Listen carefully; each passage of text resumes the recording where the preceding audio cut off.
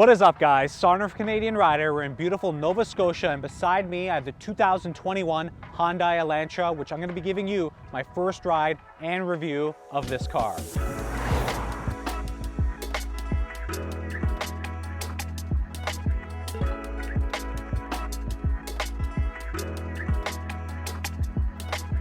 We're on the east coast of Canada, and we have this car here for a 2-week road trip. So I'm going to be walking through everything that you need to know about this car and actually how it performs, how it handles road trip environments, how it handles all type of conditions, because I'm going to have this car for 2 weeks, which is going to be great.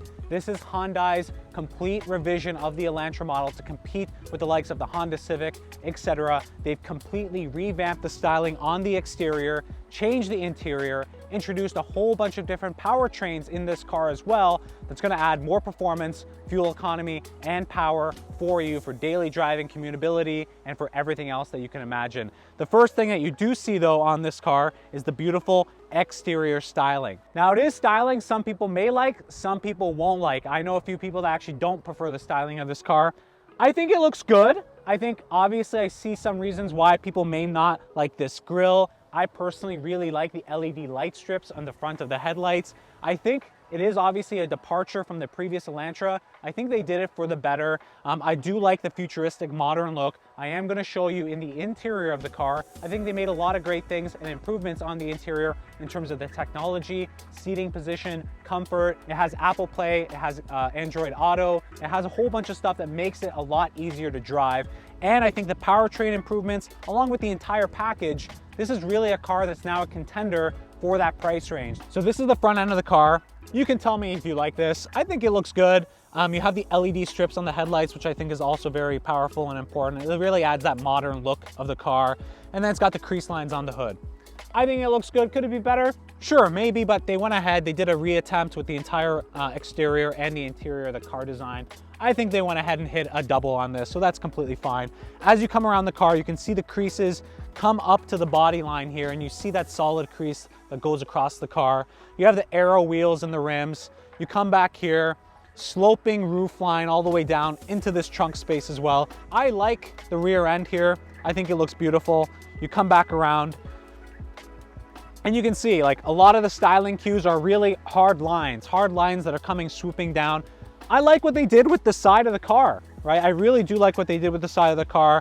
You come back to the front again as well. Huge windshield. So the one thing that I'm going to be talking to you about, visibility so far in the early testing has been really good. Big part of driving a car is making sure you can actually see. I remember in the first generation Camaros, visibility was atrocious. I know the Camaro is not a daily driver. This is a Hyundai Elantra, but still, visibility in a car is very important. So I like the fact, big windshield, small A-pillars, makes it a lot easier to see out on the road. So let's talk about the price here. This is starting at $17,000 in the high 17,000s for this car.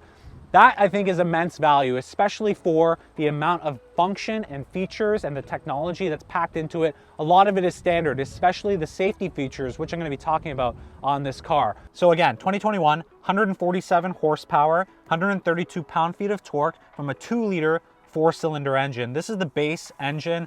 You can also get the hybrid model of this car and the turbocharged model of this car. But this is the base engine, which is a lot of people are going to be getting as a rental car. Maybe you want to get that entry price of $17,000, the high 17,000s is going to come with this engine. Let's look at the interior. I think it looks very good, actually. I like the fact that it's kind of driver focused. This kind of separates the driver's side versus the passenger side.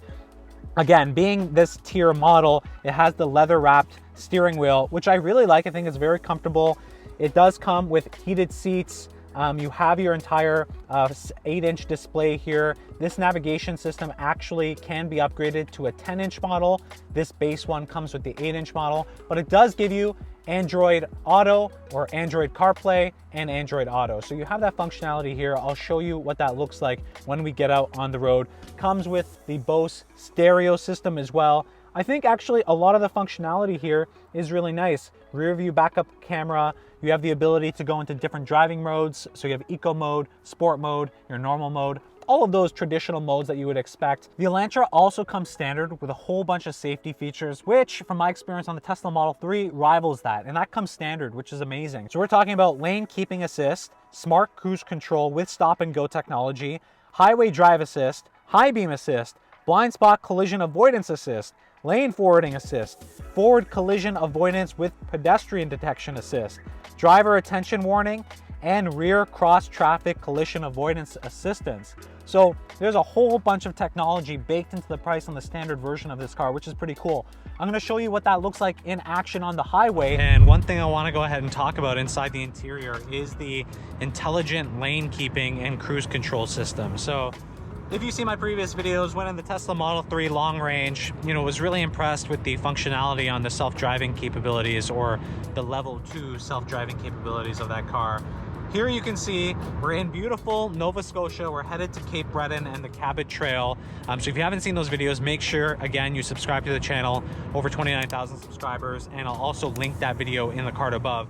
But I just wanted to kind of show you what the actual self-driving capability looks like in this 2021 Hyundai Elantra.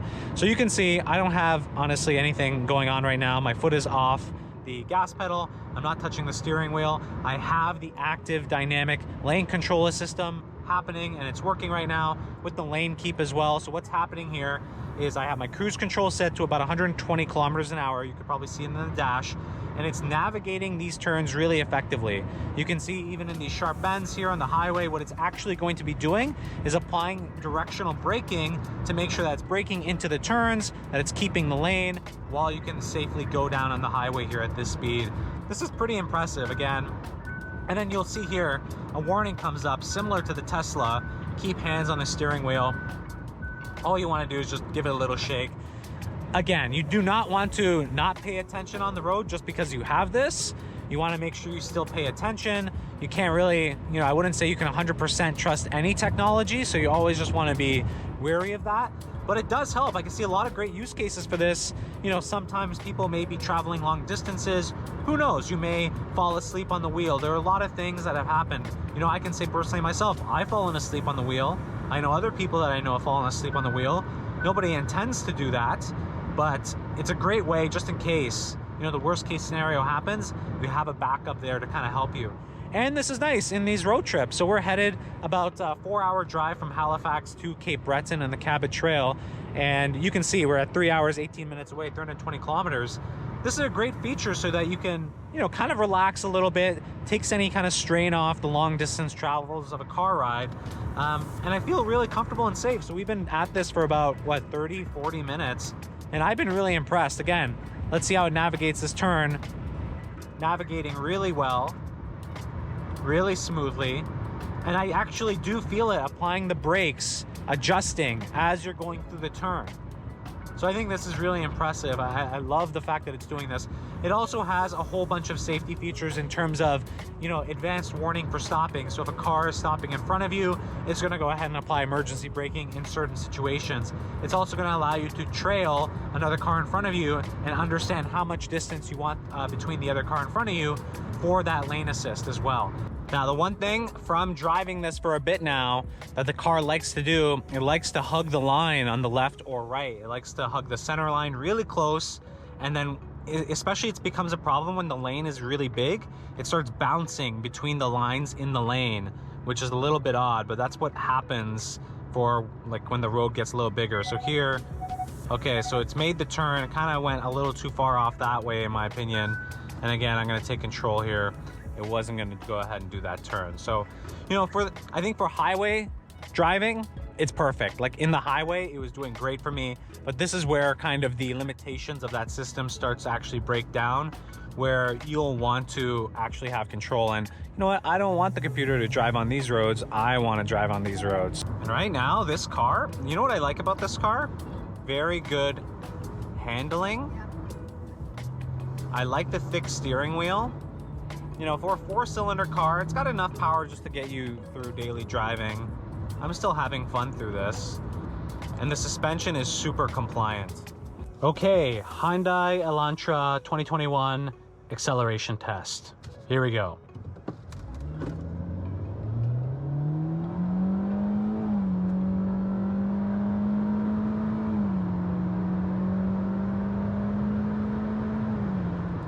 All right. Really smooth transmission. I thought shifted really smoothly. Obviously, not so much power, not so much torque, but it gives you the jolt that you need in daily driving, commutability, overtaking on the highway, especially those first gears. That's where the brunt of the power is going to come. In the higher gears, you're going to, you know, struggle a little bit more with getting that power, but I think that was respectable. So I want to show you also the rear view camera, because on a lot of cars, the rear view camera can be kind of not good quality. Here, I'm actually surprised. Even with this base model here, the rear view camera is actually very nice. It also does the adjustments here when you're turning your steering wheel. Yes, I know, small little feature, but I think the fact that they have a very clear rear view camera is extremely helpful. I'm glad they didn't skip out on that. I wanted to mention that because that was really important. And I also like the fact that they've kept tactile buttons here. I know a lot of car companies are going ahead putting every control on the screen. I really appreciate for the controls that you need to use immediately when you're driving that they're tactile buttons so you can quickly get to them. So your air conditioning, all of your HVAC system stuff here, heated steering wheel, heated seats. You have your USB power here and USB to the system with a 12-volt outlet here. Your charging mat here, shifter lever, which I like, very futuristic. So I do appreciate them having not only the screen capability to go ahead and touch this, but also having the ability to have tactile buttons. So I'm glad that they kept these in this car. I'm not gonna knock the car too much on just being a bit plain on the inside, right? So they do have some decent materials, I guess you can, in the seats. I think the seat is a nice, comfortable fabric, but everything else is pretty much plastic. It doesn't look like the cheapest plastic in the world, but it is kind of, does resemble a little bit of a soft touch plastic, but it is pretty kind of basic in here. At least the steering wheel is upgraded and it's a little bit thicker, but the rest of the car, kind of everything does feel a little cheap. So if that does bug you, then, you know, maybe you have to consider that. But honestly, what can you ask for $17,000 starting? You know, I think they did a good job with the money, I guess, in terms of what class and bracket this car belongs in. And I think it looks good, actually. I do think it looks good. Could it do with some other additional options? And I'm sure you can get those options. I'm just speaking about in my package and the lowest kind of baseline models. This is as good as it'll get with the interior. I still think, by the way, how they've situated everything is really brilliant. I really like the front center console. I like it being focused on the driver. I love the difference between the touch capability and then tactile buttons here as well, switches and knobs. And then I do like their execution of the vents here, just the line coming down across the car. I think design-wise on the inside, even though the materials may be a little bit subpar, I think they did a great job on the design of the inside of the car. But when I have my navigation open here and wow, hit puberty there for a second. When I have my navigation over here, I actually can't go ahead and open up Google Maps on my phone. So let's say my passenger has my phone, or even if I'm stopped to the side of the road and I have my phone and I want to quickly find another destination on my maps, I can't actually do that without completely disconnecting from the Android Auto interface, which is really annoying. So that's the only thing that I found when using Android Auto, is that for the maps, I felt that functionality was weird, especially if you're traveling on a road trip and you're looking for multiple destinations. I find that the ability to search in the same way from your phone compared to this here is not the same, and it's just not as effective. So little feature thing there. I hope they take that recommendation to change that, if that's possible even, but I did find it was kind of annoying when I was using the Google Maps navigation. I realize that they're doing this on purpose so that you're not on your phone, but the reality is your passenger is probably going to be there and wanting to use your phone if it's connected on Android Auto to get you to the right place, right? They're your kind of GPS man or woman. So it's just odd to me that you can't have that functionality, or at least a lot of apps, when they do this, they give you like a warning, don't use this, and then you say, okay, I won't, and then you could do it, right? But if for those situations, but you can't in this case here, which is a bit annoying. And I don't want to forget this. Oh, see right there, as you turn the car, your knee just slams right into this nice bit of plastic here.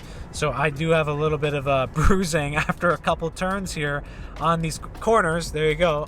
And so you just get familiar with that. So I would say for the Elantra, I hope for next year on all models, they add some sort of leather padding something here, at least on the outside, so the passenger's leg isn't going to be decapitated by the time they get out of this car. So the other great thing about this car, it's pretty roomy here, even as a passenger back here. So I'm 5'9", you can see I have actually a lot of room. It's quite comfortable down here, and I still have headroom, you know, probably maybe 3 or 4 inches of headroom up here. I don't feel cramped at all, and I put my driver's seat pretty back, so I'm really comfortable here. You can see even the legroom on this side. There's a lot of space, which I really like here. So if you're bringing people, they're gonna be able to sit comfortably with this car. And the other great feature about this, these seats are also heated in the rear, which is also very neat. So a lot of space throughout, and the cabin actually feels really good. Obviously, it's got some extra light because of the sunscreen or the sunroof, which is great. But generally, I have to say, it's very good for a car where you're thinking about road trips, bringing lots of people, always driving with them. Having rear passenger seats that are comfortable and accessible with a lot of legroom, I think is important. So let's go ahead and look at the trunk space, which is also really, really incredible. So let's go ahead and open the trunk. And you can see we have a lot of space here. And what I like about this trunk, number one, a lot of space. Here's a full-size luggage that I have. I have some two extra bags here. There's still a lot more room to go. And you can go ahead and drop the rear seats down so it increases luggage capacity. So a lot of space here. I wish maybe if this was a little bit wider, that would be better. I think that's my only concern about this. It's got a lot of great space here. Just the openings may be a little bit narrow, but otherwise, this is really good. It doesn't have any of that other technology in this model of, you know, if you put your foot underneath or something, it opens. That's fine. It's got a nice button here. Very simple. Pop it open. It opens. Stick all your stuff in here and you're out on the road. All right, so we're ending this entire review and road trip with this 2021 Hyundai Elantra. And I have to say, I've been very happy with it as a daily driver. We've had this car for more than 10 days. Over 2,000 kilometers. You know, we spent a lot of time with it, going to get groceries, going from place to place all across Nova Scotia. We traveled from Halifax to the Cabot Trail, all the way to Fundy Trail Parkway. So a lot of things have been happening with this car, and I've loved it. You know, the exterior, number one, yes, maybe it's a little bit subjective on what you like, but I think this exterior here is a little bit more modern. They've obviously did a full refresh. I'd like to grow it more over, you know, the 10 days that I've been driving it. Into the interior, I think the interior, yes, this is like basic. There's cloth seats, but the cloth seats does what it needs to do, right? It keeps you comfortable. They're heated as well, and they clean really easily. So I didn't mind the cloth seats. And then the infotainment system, I think the big feature here is all those safety driver aids were really helpful. Another quick one, we just realized when you go into reverse, even if they're outside the view of your camera, you have sensors that detect if cars are coming from across other lanes, which was interesting. But you know, the infotainment system here, all the car safety intelligence as well, Android Auto, Apple CarPlay, all inside of the car.